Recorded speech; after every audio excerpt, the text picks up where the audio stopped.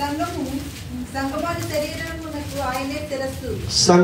అను శరీరమునకు ఆయనే చాలు. ప్రేమ కలిగిన మా తండ్రి, మీకు వందనాలు.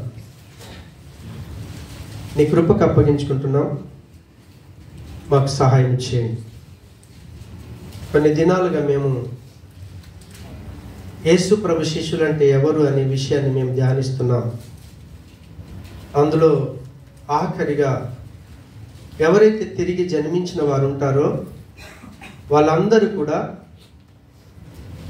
సంఘములో పాలి భాగస్థులై ఉంటారని మీరు సెలవిస్తూ ఉన్నారు. కాబట్టి అలాంటి జీవితం మాకు కావాలి. మేమేం చేస్తే దాన్ని పొందుకుంటామో మాకు సహాయం చేసి మీరు మహిమ పొందుమని యేసు నామమున ప్రార్థించి వేడుకుంటున్నాము తండ్రి. ఆమేన్. హల్లెలూయా. పోయిన వారం మనం ధ్యానించాం. ఏం ధ్యానించాం?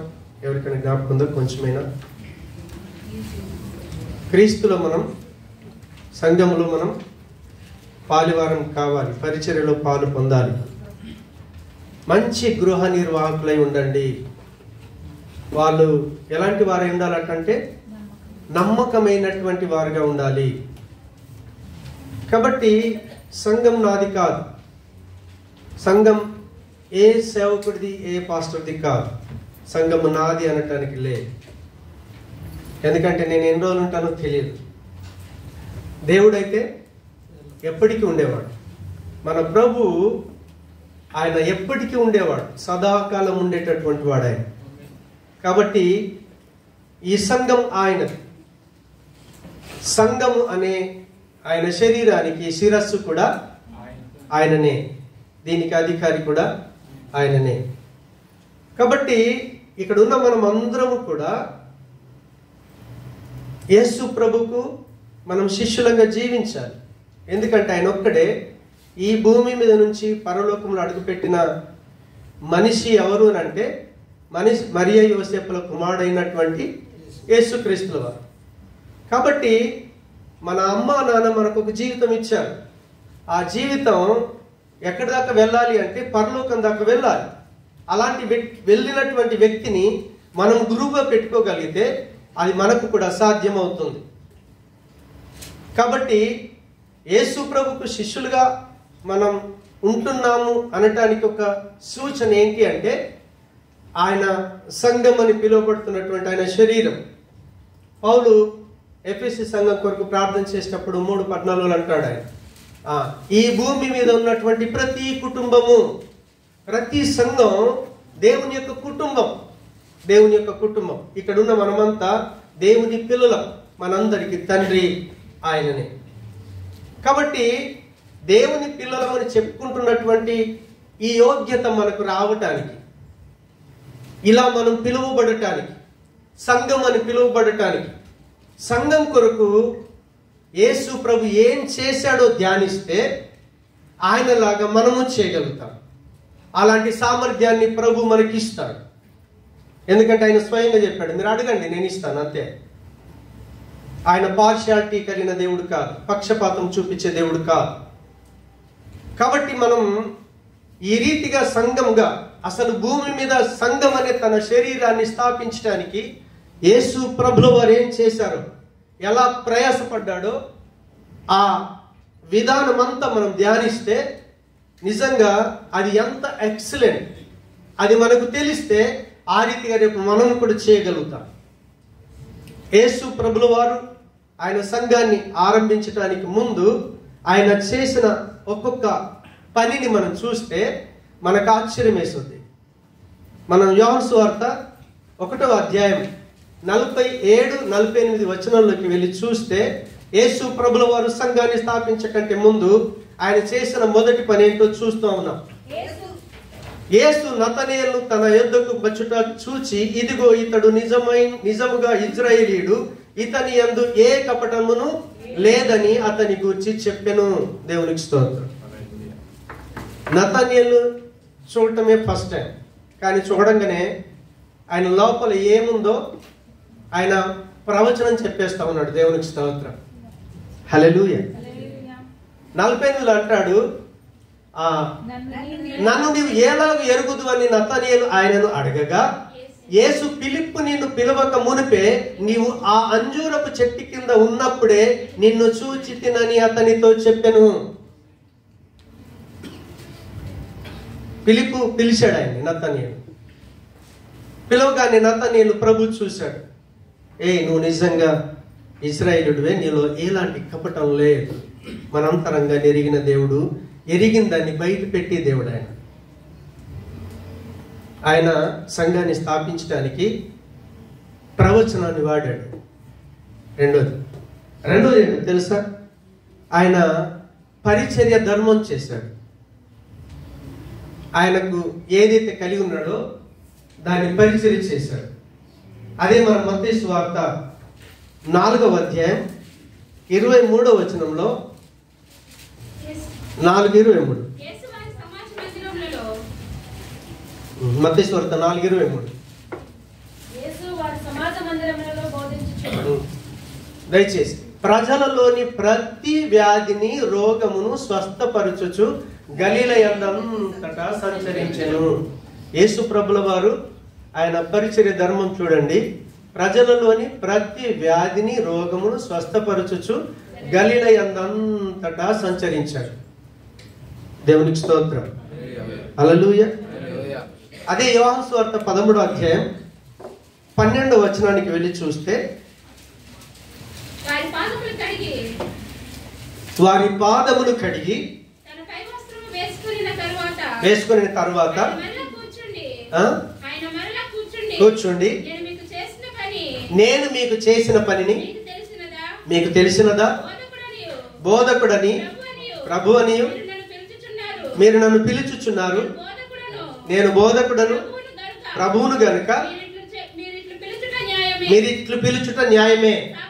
కాబట్టి ప్రభువును బోధకుడునైనా నేను మీ పాదములు కడిగిన ఎడల మీరును ఒకరి పాదములను ఒకరును కడుగవలసినదే. దేవునికి స్తోత్రం. ఆయన దేవుని కుమారుడయ్యుండి దేవుడయ్యుండి ఇంట్లో పనివాడు ఉంటాడు చూడండి, పని చేసి వచ్చి ఒరే కాస్త షూ తుడరా అంటే తుడిచేస్తాడు. ఎవరు? పనుడు. ప్రభు ఆయన పరమాత్ముడై ఉండి అంతటి పరిచర్య ధర్మాన్ని కొనసాగించాడు. దేవునికి స్తోత్రం. మూడవది చూడండి, మత్తయి సువార్త 4:23లో స్టార్టింగ్ లోనే అంటాడు చూడండి, మాట చదువు. మత్తయి 4:23 యేసు వారి సమాజ మందిరములలో బోధించుచు. దేవునికి స్తోత్రం. ఆయన ఎవరి గురించి బోధించాడట? దేవుని గురించి. ఆయన దేవుని గురించి బోధన చేశాడు, ప్రవచించాడు, పరిచర్య చేశాడు. మూడోది బోధించాడు. నాలుగోది ఏంటో తెలుసా? మత్తయి సువార్త 16వ అధ్యాయం 23. మత్తయి 16:23 ఒక్కరు చదవండి చాలు. అయితే ఆయన పేతురు వైపు తిరిగి, సాతానా నా వెనుకకు పొమ్ము. ఇక్కడ అయితే ఆయన పేతురు వైపు తిరిగి, సాతానా నా వెనుకకు పొమ్ము. దేవునికి స్తోత్రం. నీవు నాకు అభ్యంతర కారణమై ఉన్నావు. నీవు మనుషుల సంగతులనే తలంచుచున్నావు గాని దేవుని సంగతులను తలంపటం లేదు. దేవునికి స్తోత్రం. యేసు ప్రభు ఏం చెప్పాడంటే, ఒక టైం వస్తుంది వాళ్ళందరూ పట్టుకుని నన్ను చంపేస్తారు. దేవునికి స్తోత్రం. అప్పుడు ఆయన మీద ప్రేమ ఉంది కాబట్టి పేతురు ఏమన్నాడు? అలాగ నీకు ఎన్నడూ కలగకపోవును గాక. దేవునికి స్తోత్రం. యేసు ప్రభుకు దాదాపుగా రైట్ అయిన లాగా ఉంటున్నాడు, అవునా? కానీ ఆయన చూసి ఏమన్నాడు తెలుసా? పేతురుని చూసి ఏయ్ సాతానా అన్నాడు.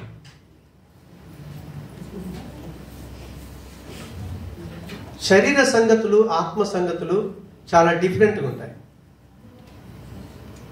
ఆధ్యాత్మిక పరిపక్వతలో, సంఘం విషయాల్లో, పరిచర్య విషయాల్లో, దేవుని యొక్క రాజ్యము గురించినటువంటి విషయాలలో మనం ఎప్పుడైనా సరే ఆత్మీయంగా ఆలోచన చేయాలి. పేతురు ఏం చేశాడు? ఆయన మీద ప్రేమ ఉంది కాబట్టి చావద్దని కోరుకుంటున్నాడు. కానీ యేసుప్రభు ఏం చేశాడు? గద్దించాడు. ఆయన వచ్చింది అసలు దేవుని రాజ్యాన్ని స్థాపించడానికి. కావున అసలు అది జరగకుండానే సాతాను పేతురు ద్వారా ప్రేరేపిస్తే పేతురు డైరెక్ట్ అంటున్నాడు, సాతానా, ఒకవేళ నేను మిమ్మల్ని అన్నాను అనుకోండి, సపోజ్ తీమవుతున్నాడు, ఏ సాతాను అని అన్నాను అనుకో, ఎలా ఉంటుంది? సంఘం క్లోజ్, రేపు నాడే. అవునా? యేసు ప్రభుల వారు తనకి ఎంత క్లోజ్గా ఉన్నా హెచ్చరించే విషయాల్లో హెచ్చరించాడు. ఐదోది ఏం చేశాడో చూడండి, పంచిపెట్టుట. మత్తయి సువార్త 14:19 ఒకసారి. పచ్చిక మీద కూర్చుండుడని జనులకు ఆజ్ఞాపించి 5 రొట్టెలను 2 చేపలను ఆశీర్వదించి ఆ రొట్టెలు విరిచి శిష్యులకిచ్చెను. దేవునికి స్తోత్రం. ఆయన దగ్గర సామర్థ్యం ఉంది, ఆయన ఏదైనా చేయగలడు. అక్కడున్న జనాలు ఆకలితున్నారు, అంతమందికి ఆహారం పెట్టాలంటే మీరే పెట్టండి అన్నాడు. ఇంతమందికి మేము ఎక్కడి నుంచి తీసుకొస్తాం ప్రభా అన్నాడు. మీ దగ్గర ఏమైనా ఉందా అంటే, ఉన్నాయా, 2 చేపలు 5 రొట్టెలు ఉన్నాయి. దాన్ని ప్రభు తీసుకున్నాడు, తండ్రికి అప్పగించాడు, విరిచాడు, శిష్యులకి ఇచ్చేసాడు. దేవునికి స్తోత్రం. ఆయనలో సామర్థ్యాన్ని ఇవ్వటానికి ఆయన ఎప్పుడు కూడా వెనకాడలేదు. దేవునికి స్తోత్రం. ఆయన పంచిపెట్టడానికి, తాను ఏదైతే కలిగి ఉన్నాడో అది ప్రజలకు ఇవ్వటానికి ఏ రోజు కూడా ఆయన వెనకాడలేదు. తన ప్రాణాన్ని ఇవ్వటానికి కూడా ఆయన వెనకాడలేదు. దేవునికి స్తోత్రం. ఆరోది ఏం చేశాడు తెలుసా? మత్తయి సువార్త 9:36. ఆయన సమూహమును చూచి వారు కాపరి లేని గొర్రెల వలె విసిగి చెదిరి ఉన్నందున వారి మీద కనికరపడి, ఆయన జన సమూహాన్ని చూస్తా ఉన్నాడు. వాళ్ళని నడిపించే నాయకుడు లేడు, వాళ్ళకి మంచి చెడ్డ చెప్పే ఓ తండ్రి లాంటి వాడు లేడు. ఆయనకి ఏమవసరం వచ్చింది అసలు? ఒక వ్యక్తి ప్రజల క్షేమాన్ని కోరేవాడైతే ఖచ్చితంగా వాళ్ళ గురించి విచారణ చేస్తాడు. తండ్రి చూడండి, ఇంట్లో ఏ సంగతి జరిగినా పిల్లలు ఎలా ఉన్నారు, ఏంటి, ఏం చేద్దాం, ఆ కుటుంబం క్షేమం కొరకు ఖచ్చితంగా ఆ తండ్రి అన్నిటిని పరిశీలించి పై విచారణ కర్తగా ఉంటాడు. ఆయన సంఘాన్ని స్థాపించడానికి ఆయన పై విచారణ కర్తగా కూడా చేశాడు. ఆయన ఆఖరిగా 7వది చూడండి, లూకాసు సువార్త 7:13. ప్రభువు ఆమెను చూచి ఆమె యందు కనికరపడి. అక్కడ ప్రభులో ఏముందంటే కనికరం ఉంది. ఏముంది? కనికరం ఉంది. కాబట్టి తల్లి యొక్క ఆ బాధను, ఆ ఏడుపును ఆయన చూసి తట్టుకోలేకపోయాడు. ఎందుకో తెలుసా? ఆయన కరుణామయుడు, ఆయనలో కనికరం ఉంది.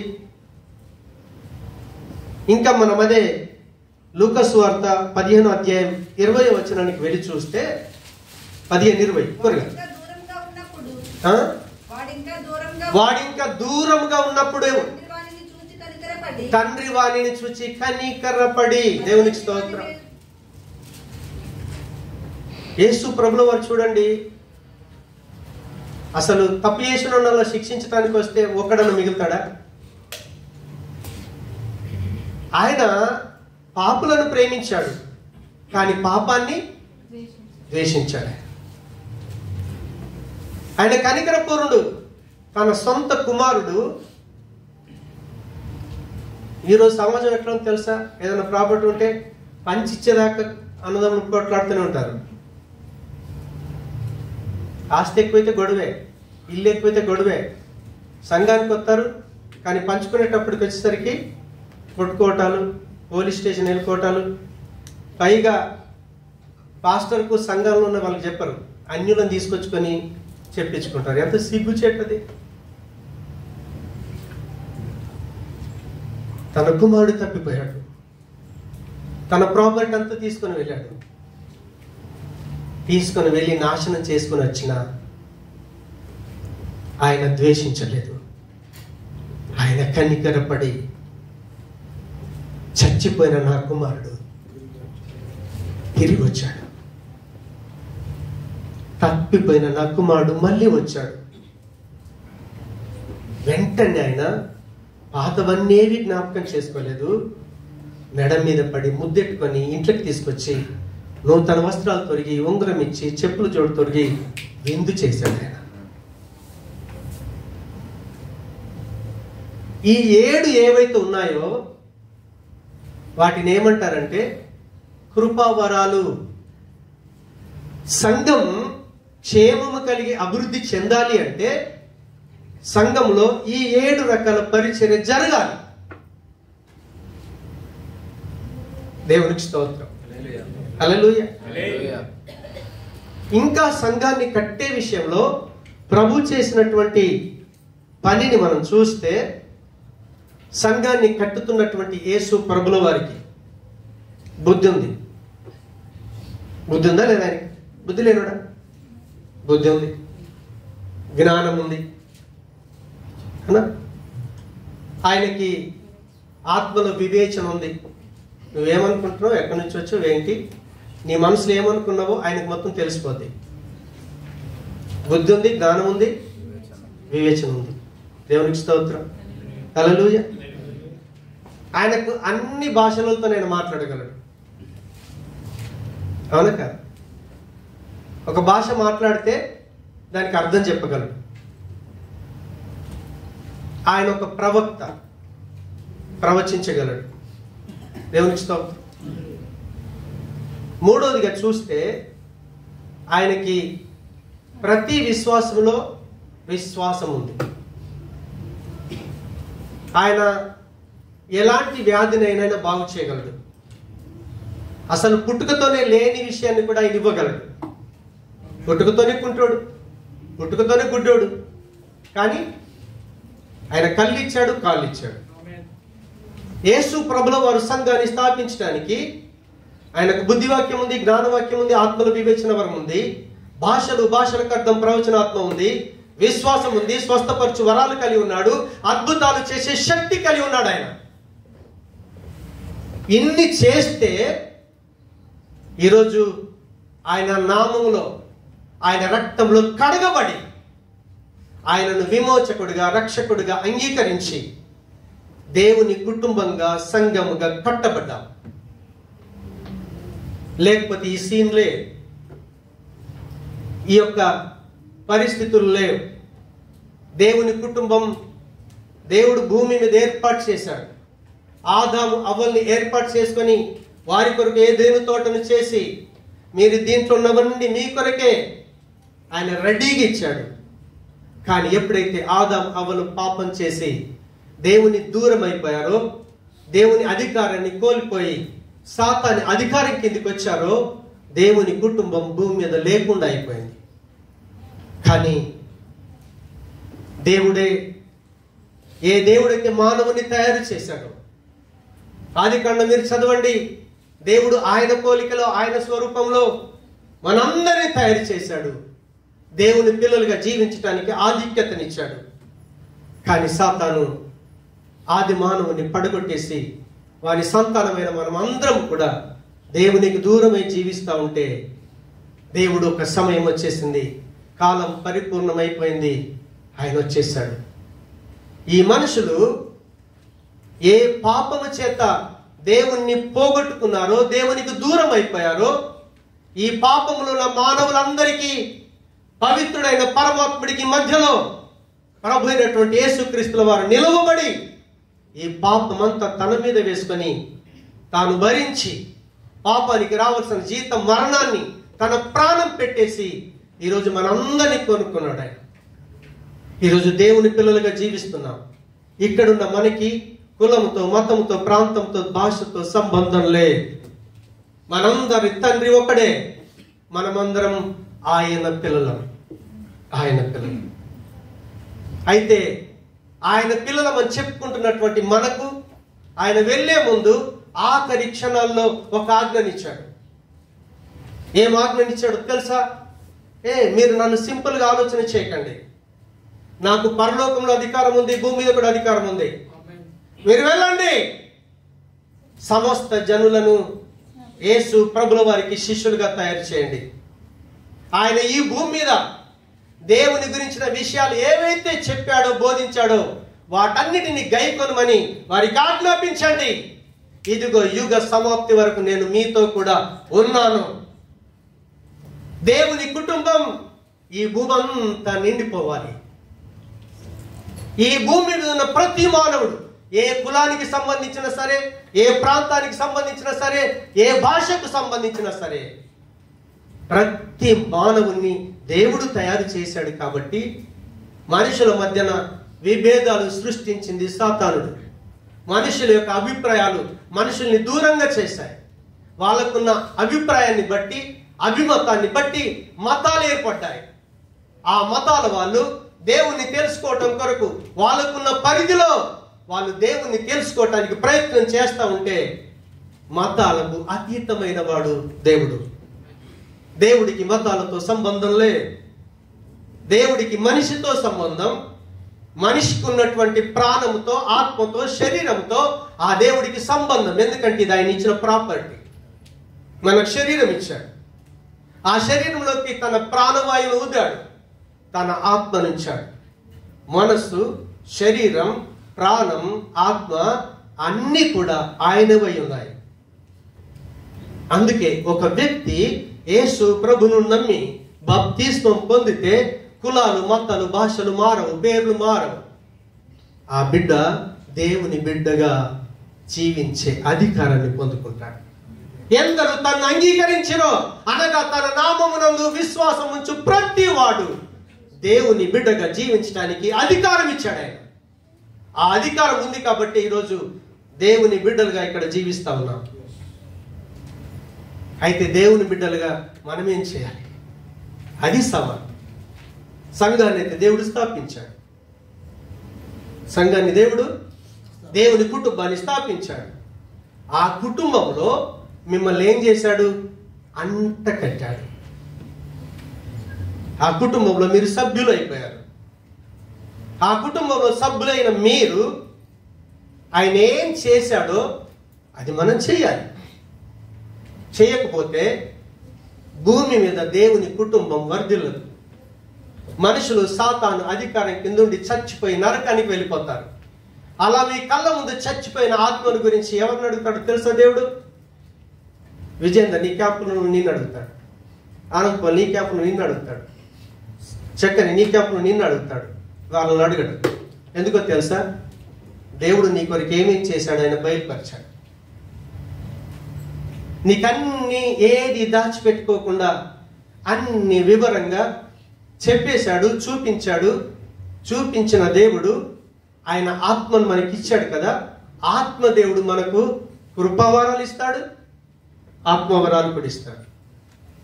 ఆ ఇచ్చిన వాటిని గ్రహించి ఆయన కొరకు పని చెయ్యకపోతే నశించిపోతున్న ఆత్మల గురించి మనం అడుగుతాడు దేవుడు. అన్యుల్ని అడగడు దేవుడు. నీది రెస్పాన్సిబిలిటీ. నువ్వేం చేస్తున్నావు అని అడిగితే మన జవాబు ఏంటి? ఆలోచన చేయి. దేవునికి స్తోత్రం. హల్లెలూయా. కొరింథీ పత్రిక 3వ అధ్యాయం 23వ వచనాన్ని చూస్తే, మొదటి కొరింథీ, మీరు క్రీస్తు వారు, క్రీస్తు దేవుని వాడు. దేవునికి స్తోత్రం. మనం ఎవరి వాళ్ళం? క్రీస్తు వాళ్ళం కదా.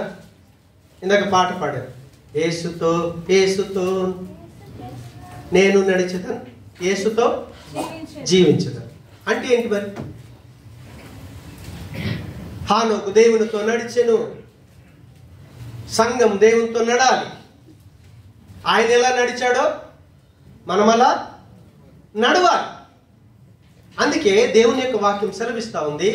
ఎఫెసీ పత్రిక 4వ అధ్యాయం ఒక మాట చదువుదాం త్వరగా. 11-12 వచనాలు. మనమందరమును విశ్వాస విషయంలో దేవుని కుమారుని జ్ఞాన విషయంలోని ఏకత్వం పొంది సంపూర్ణల మగు వరకు, అనగా క్రీస్తునకు కలిగిన సంపూర్ణతకు సమానమైన సంపూర్ణత కలవార మగు వరకు ఆయన ఈలాగు నియమించెను.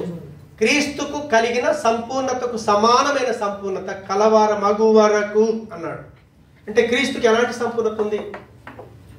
ఆయన దగ్గర కృపావరాలు ఉన్నాయి, ఆత్మవరాలు ఉన్నాయి, పరిశుద్ధత ఉంది, నీతి ఉంది, న్యాయం ఉంది, మంచి ఉంది. అవునా కాదు? ఇప్పుడు అది మన లోపల ఏం కావాలి? సంపూర్ణం కావాలి. దేవునికి స్తోత్రం. అది మనకి ఏం కావాలి? ఇప్పుడు మన లైఫ్ లో సంపూర్ణం కావాలి. ఇప్పుడు సంపూర్ణం కావాలి అంటే మరి అదే 15 వచనం చూడు. 4:15 వచనం ఒకసారి త్వరగా. ఆ ప్రేమ కలిగి సత్యము చెప్పించు క్రీస్తు వలె ఉండుటకు మనం అన్ని విషయములలో ఎదుగుదాము.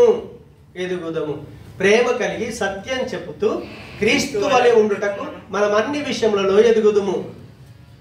ఎదుగుదామా లేదా?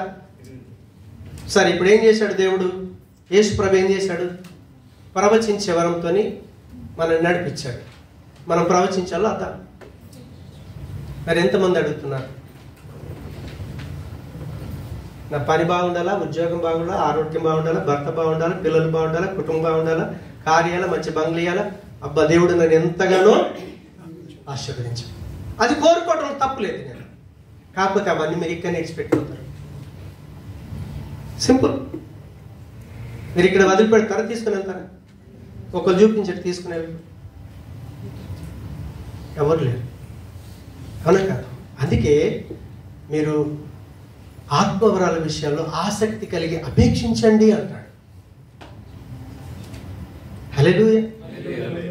ప్రభు అయినటువంటి యేసు క్రీస్తుల వారట ఆయన ఆరోహణమాయనగా, అంటే క్రిందికి, భూమి క్రిందికి, అక్కడి నుంచి భూమి మీదకి వచ్చాడు. భూమి నుంచి కిందికి కూడా వెళ్ళాడు. ఎందుకొరకు వెళ్ళాడు తెలుసా? ఆయన కృపావరాలను మనకి ఇవ్వటానికి కొరకట. కృపావరాలు ఏంటి? ప్రవచించేవారు. రెండోది ఏంటిది? పరిచర్య ధర్మం. నువ్వు సంఘం అని చెప్పుకుంటున్నటువంటి నువ్వేదన్నా పరిచర్య చేస్తున్నావా? నెంబర్ 3, బోధించే సామర్థ్యం ఉంటే నువ్వు బోధించగలుగుతున్నావా? బైబిల్ ఎంతమందికి చదవచ్చు? బైబిల్ చదవచ్చునో లేకపోయినా అంతే. దేవునికి చదువుతున్నప్పుడు దేవుడు నీకు మాట్లాడతాడు కదా. ఆ మాట్లాడిన మాటని ఇంకొకరికి చెప్పటం ఎంతమంది చేస్తున్నారు?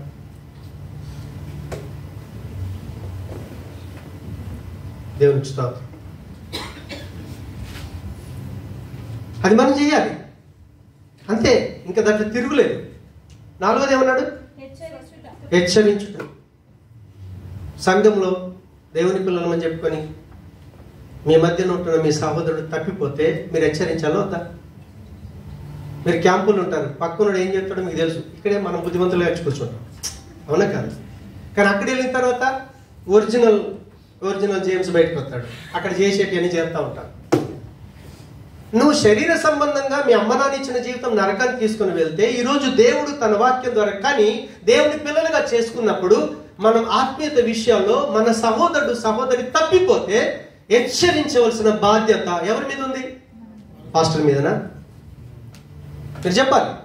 మీ సొంత తమ్ముడు పాడైపోతుంటే మీరు ఊరుకుంటారా? ఊరుకో.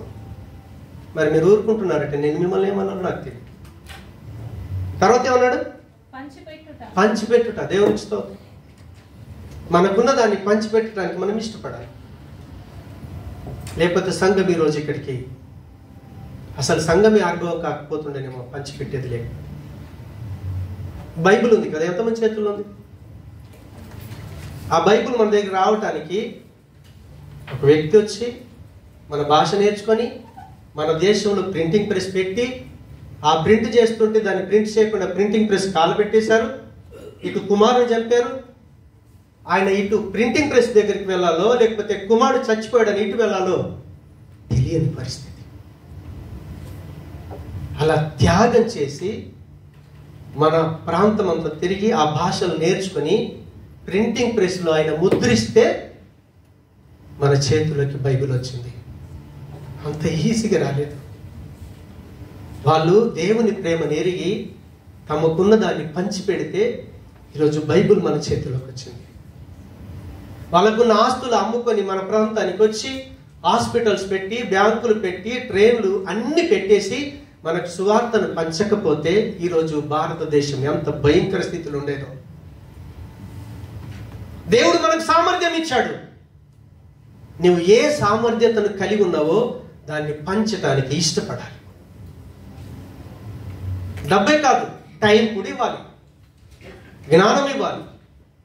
మనకు కలిగిన సమస్తాన్ని ప్రభు మనకు దారపోసి మనని దేవుని బిడ్డగా చేశాడు.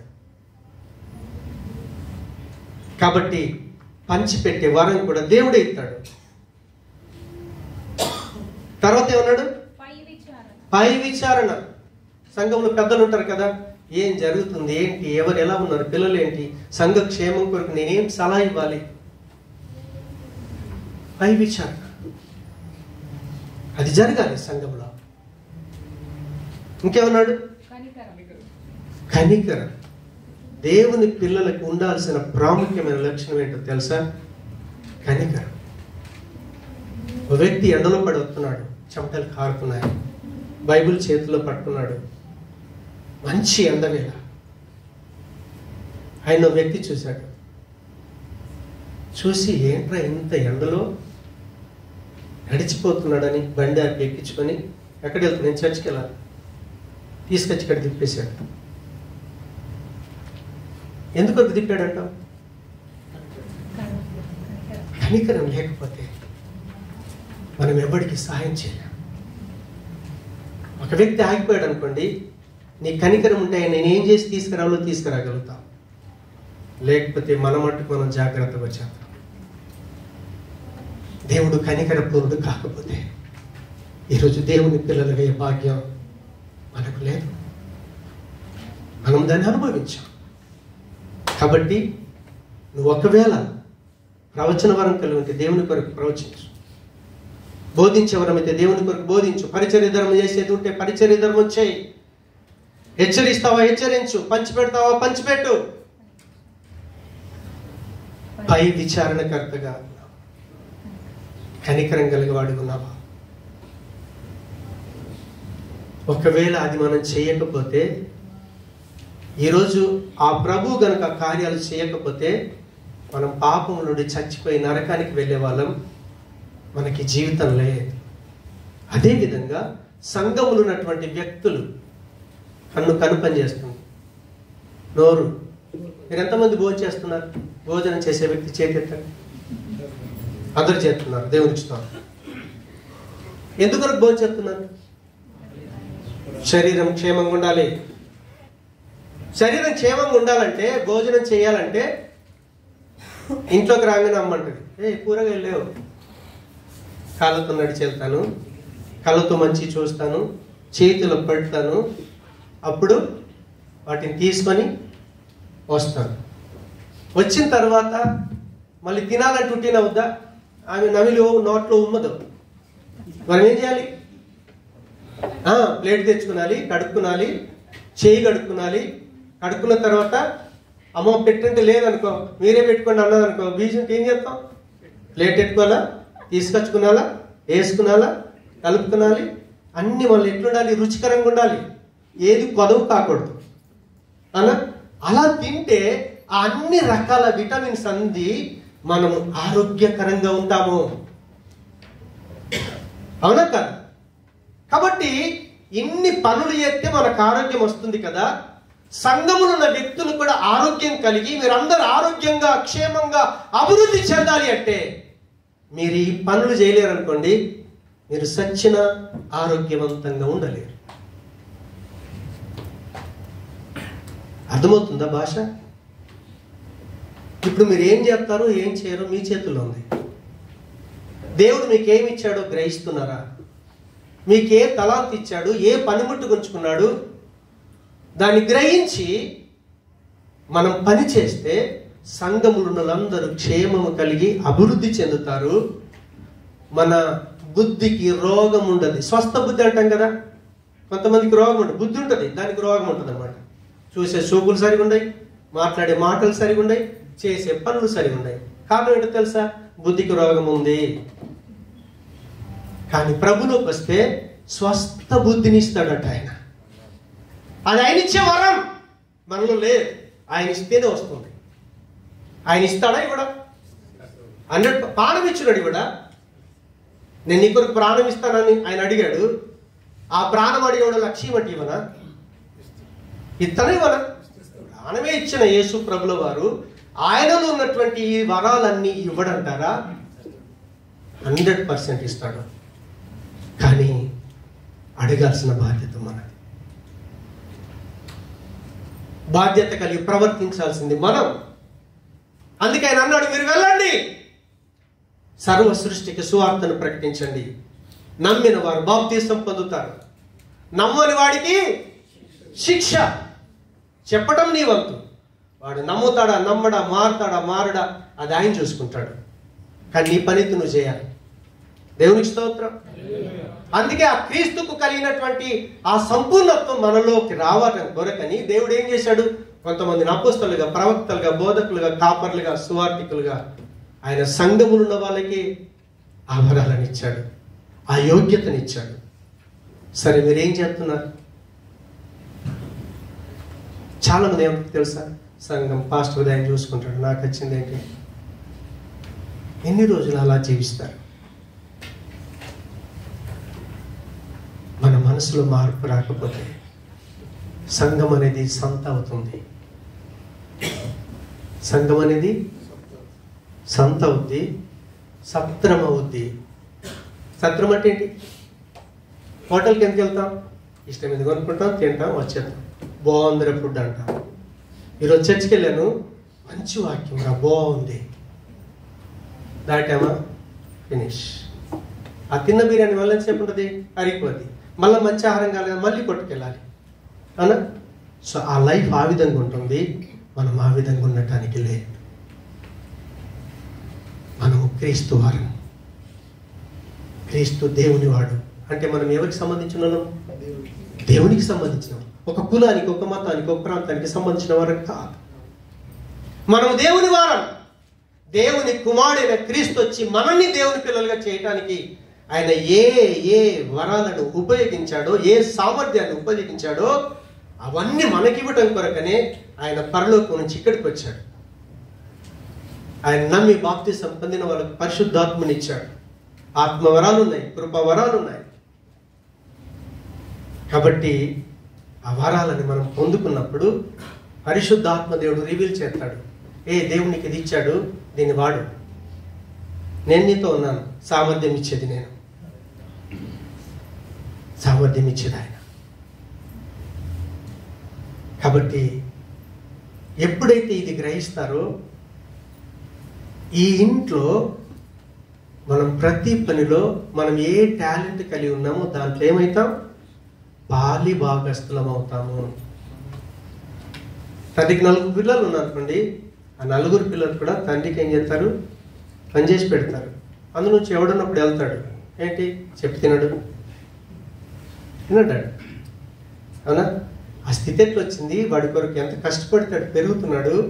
ఇక్కడున్న తల్లిదండ్రులు పిల్లల కొరకు ఒక పూట తినకుండా డబ్బులు సంపాదిస్తే పంపిస్తే ఎంజాయ్ చేసే పిల్లలు ఎంతమంది ఉన్నారు?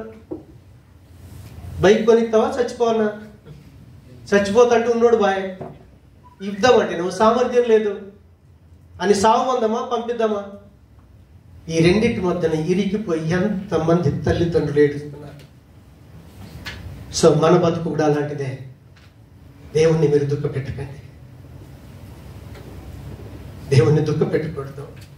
దేవుని బిడ్డగా జీవించడానికి నీ ప్రభు ఏం చేశాడో ఆ సామర్థ్యం నీకు ఇస్తున్న కొలది దాన్ని మనం ఏం చేయాలి? వాడాలి. అప్పుడు మనం క్షేమంగా ఉంటాం, సంఘంలో ఉన్న వాళ్ళు క్షేమంగా ఉంటారు. బయట నాశనం అయిపోతున్నారే ఆ జనాలు కూడా దేవుని పిల్లలు అవుతారు. సంఘం విస్తరిస్తుంది, ప్రభు వస్తాడు, ఎత్తబడుద్ది సంఘం. ఆ రోజు ఉందే ఎవరి బహుమానం వారికి ఇస్తాడు. నా కొరకు నీటి కిరీటం ఉంచబడిందని ధైర్యంగా చెప్పగలుగుతాను. దాన్ని ఎవడు దొంగలించలేడు. జేమ్స్ పాస్టర్ దొంగలించలేడు, ఎవడు దొంగలించలేడు. ప్రభు ఇచ్చేది. కానీ నువ్వు ఈ లోకంలో సంపాదించుకున్నావే, దాన్ని ఎవడైనా దొంగిలించగలుగుతాడు. కారు ఎత్తుకుపోతున్నారు, బైకులు ఎత్తుకుపోతున్నారు, ఇంట్లో దొంగలు పడి బంగారం ఎత్తుకుపోతున్నారు. అసలు స్థలాలు ఇలా తెలియకుండా వేరే వాళ్ళు రిజిస్ట్రేషన్ చేసుకుంటున్నారు. కానీ దేవుడు ఇచ్చేది ఎవడు రిజిస్ట్రేషన్ చేసుకోలేడు. దాని ప్రతిఫలాన్ని 100% అనుభవిస్తాం. కాబట్టి మీరు నిజంగా తిరిగి జన్మించిన అనుభవం కనుక వస్తే దేవుని ఇంట్లో పనివాళ్ళంగా ఉందాము, నమ్మకమైన పనివారంగా ఉందాము. దేవుడు మనకు సహాయం చేయను గాక. ప్రార్థన చేసుకుందాం. ప్రేమ కలిగిన మా తండ్రి, కృపా కనికరం గల మా దేవా, మీకు వందనాలు. నిజంగా మేము దేవుని పిల్లలమని పిలవటానికి, దేవుని పిల్లలుగా జీవించడానికి ఇంత గొప్ప ఆశీర్వాదం ఇచ్చావే. సంఘం అని పిలువబడుతున్న మమ్మల్ని సంఘంగా కట్టుటకు మీరు ఏ రీతిగా ప్రయాసపడ్డారో దేవా, ఈరోజు మేము ధ్యానించాం.